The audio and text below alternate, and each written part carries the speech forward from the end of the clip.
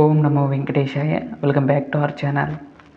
Video ఏంటంటే, ఆ రోజు వచ్చేటప్పుడు చాలా బాధపడ్డానండి. కానీ ఈరోజు వచ్చేటప్పుడు మాత్రం నిన్న వచ్చేటప్పుడు మాత్రం చాలా ఆనందం కలిగించింది. అది ఏంటి అనేది ఈ వీడియోలో తెలుసుకుందాము.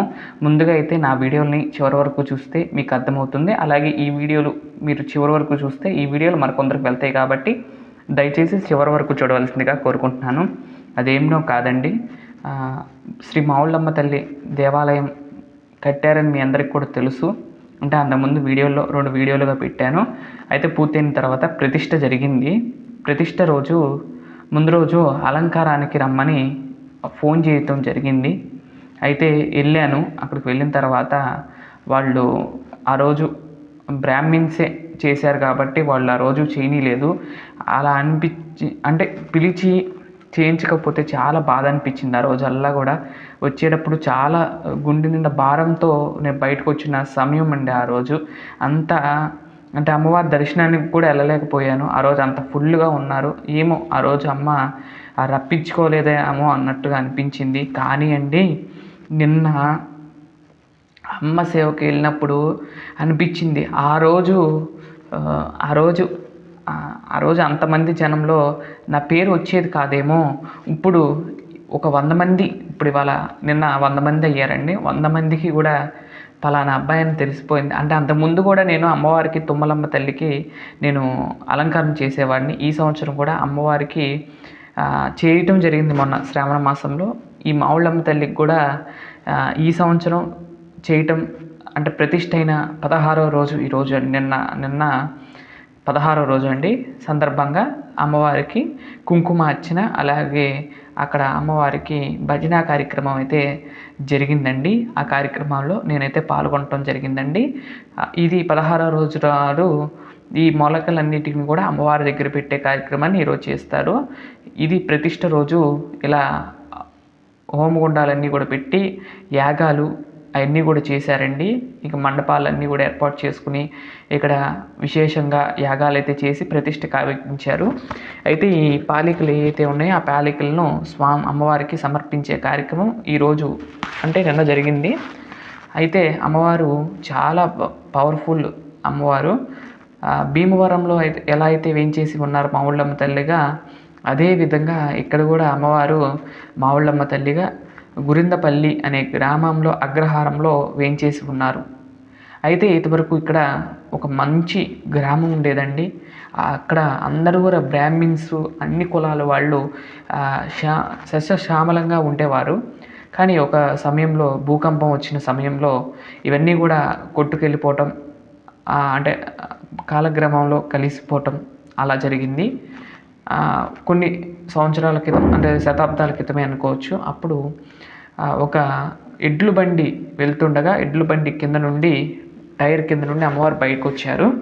ఆ రోజు నుండి కూడా అమ్మవారిని ఎండలో పెట్టి పూజ చేయటం జరుగుతుంది. కానీ కొన్ని సంవత్సరాలు అనుకోవచ్చండి, ఒక 15-20 సంవత్సరాల తర్వాత అమ్మవారికి ఇలా ఆలయాన్ని కట్టడం జరిగింది ఈ విధంగా. అయితే ముందు చూశారు కదండి అమ్మవారికి, నేను వెళ్ళేసరికి అలా అయితే నాకు అందించారు. ఆ తర్వాత అమ్మవారిని ఈ రూపంలో అలంకరించి అక్కడ వేంచేపు చేశాను అన్నట్లుగా అనిపిస్తుంది. అమ్మ చక్కగా చిన్న చీర కట్టుకుని అమ్మవారి చిరునవ్వు చూడండి, విజయవాడ కనకదుర్గమ్మ చిరునవ్వుతో అమ్మని అలంకరించడం జరిగిందంటే ఇదంతా కూడా అమ్మ చేయించుకుందండి. నా చేతుల మీదుగా అమ్మ దగ్గరుంచుకుని చేయించుకుంది. ఆ రోజు ఎంత బాధతో వెళ్ళానో ఈరోజు అంత సంతోషాన్ని నాకు కలిగించింది అమ్మ. నిన్న మాత్రం నాకు అమ్మవారి అలంకరణ మాత్రం చాలా బాగా నచ్చిందండి. అసలు అక్కడ నుండి రాబుద్ధి కాలేదు. అంత అందంగా అమ్మవారు సిద్ధం చేసుకుని అమ్మ రెడీ అయ్యి నా చేతుల మీదుగా ఇలా కూర్చుని నన్ను అలాగే మనందరినీ కూడా ఆశీర్వాదం ఇవ్వటానికి ఈ ఛానల్ ద్వారాగా మీకు కూడా అమ్మవారి దర్శనాన్ని కలిగిస్తున్నాను. మీరందరూ కూడా దర్శనం చేసుకోండి. అమ్మవారు శ్రీ మావుళ్ళమ్మ తల్లి అమ్మవారు గురిందపల్లి అగ్రహారంలో వేంచేసి ఉంటారండి.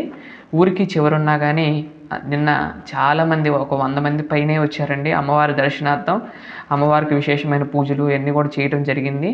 ఈ విధంగా అమ్మవారిని నేనైతే అలంకరించడం జరిగింది. ఆ తర్వాత పాలికలు తీసుకొచ్చి అటు ఇటు పెట్టి చక్కగా వనంలో అమ్మవారు కూర్చున్నట్లుగా అలంకరించడం జరిగిందండి. నేను మకర తోరణం ఇవన్నీ కూడా అలంకరించి అమ్మవారికి ఈ విధంగా వేద పండితులచే కుంకుమార్చన కార్యక్రమం అయితే జరిగిందండి. నాకైతే అమ్మవారి అలంకరణ కానీ అంతా కూడా చాలా బాగా అనిపించింది. ఫస్ట్ వెళ్ళంగానేనండి చేతులు షేక్ వచ్చేసినాయండి. ఎందుకంటే కొన్ని సంవత్సరాల తర్వాత అప్పుడంటే విగ్రహం మామూలుగా పెట్టారు, ఇప్పుడు ప్రతిష్ఠ చేశారు కదా. అంటే ప్రతిష్ఠ చేశారంటే కనుక మామూలు యంత్రం పెట్టారు కానీ అందరూ అడ్డుకోవచ్చు, అందరూ చేయొచ్చు అమ్మవారికి అలంకరణ. అంటే గ్రామ దేవత కాబట్టి అలా వచ్చినప్పుడు చేస్తానా చేయగలనా లేదా అన్నట్లుగా అనిపించింది. కానీ ఎప్పుడైతే అలంకరణ అంతా పూర్తయిందో అది చూసారో లేదో అండి, అంతా కూడా లైట్ ఎల్లో కలర్లో కనపడుతుంది.